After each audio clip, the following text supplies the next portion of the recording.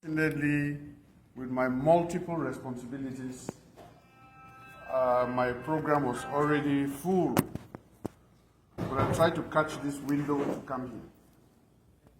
I must thank you, Madam President, for your kind words, your direct words, and above all, for your very, very open explanation of how your association has been functioning in North America. For one thing, I really accepted and I made an effort to be here because I wanted to meet you. And why did I want to meet you? I want to meet you so that you should know me. And then I would also know you. Because when you are dealing with strangers, you don't know what to say or what not to say, what to do or what not to do. But when you meet people, I've gone around shaking hands here, it's different. And when we share email or WhatsApp messages, you can put the faces behind the names. Right. And that makes a big difference. One of the things that you'll get to know about me as a person is that I don't accept things I cannot do. And secondly, when I accept to do things, I do them. Secondly, I'm also very straightforward.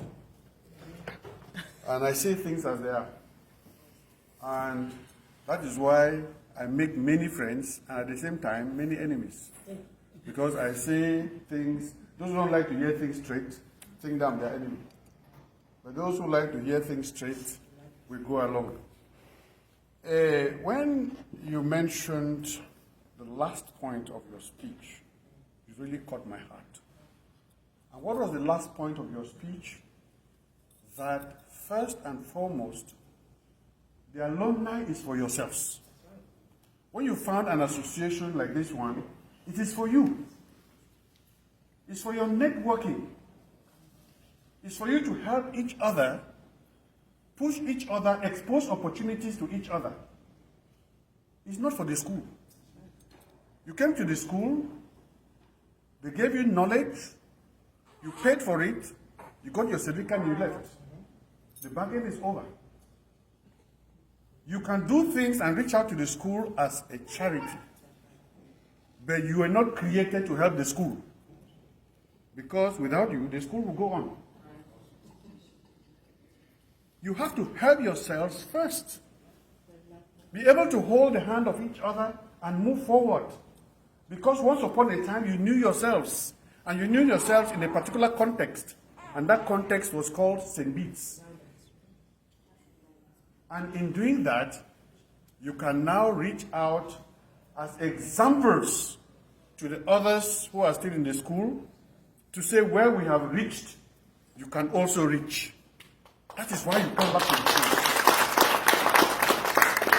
And I'm saying this and emphasizing it because many people are beginning to mistake alumni associations as funding groups or fundraiser groups for the school.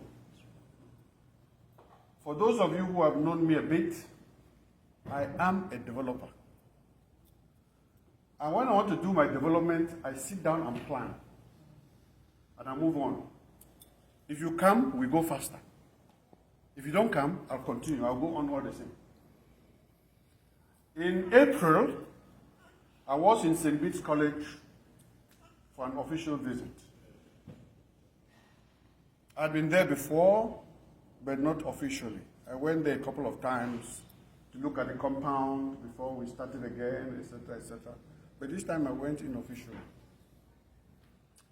And I saw St. Bede's, and I wept like Jesus wept over Jerusalem. The St. Bede's that we used to know is not the same. And for those of you who don't come home, you can hardly understand what I'm talking about. Because you could easily hunt rat moles, cane rats in St. Bede's compound and even around the dormitories. Very easily. You could catch very big vipers around the compound. And this morning I was talking to the parish priest of Fully because the tabernacle from the parish church was stolen a couple of months ago. And it's only today, he calls me this morning to say they have found it in the forest behind one of the dormitories down there. Because nobody ever went there. Things have changed. Bello is no longer Bello. There is no Bello. Bello does not exist. And the people who are living in Ashin and in Fully are living as fugitives. They are hiding in their houses and they come out only when it's necessary.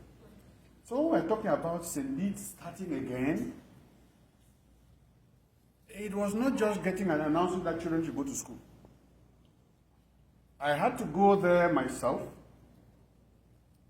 meet the Christian community, and I threatened them, and I meant it, that I'll close St. Bede's, and as long as I'm the Archbishop of Bamenda, there will be no St. Bede's. Because the boys who have blocked St. Bede's from starting are not boys from outside, they are boys from Ashincom. Your parents are also, you parents, they are your children. And you cannot tell me that with the fun of come, with the quarterheads, and all these people here together, you cannot get these boys and say it's enough is enough. This school will start. St. Bede's is, Ashing is on the map because of St. Bede's College. And you cannot destroy the very fabric that makes you who you are. So if you don't start St. Bede's, I'm going